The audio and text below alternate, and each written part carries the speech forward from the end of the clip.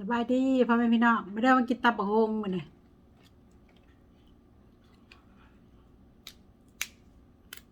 กินอาหารเที่ยงมื้อนี้เที่ยง3 โมงไปแล้วล่ะตำส้มกินตำส้ม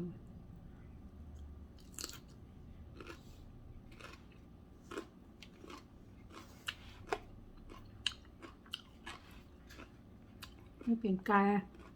มียอหอมเปรี้ยว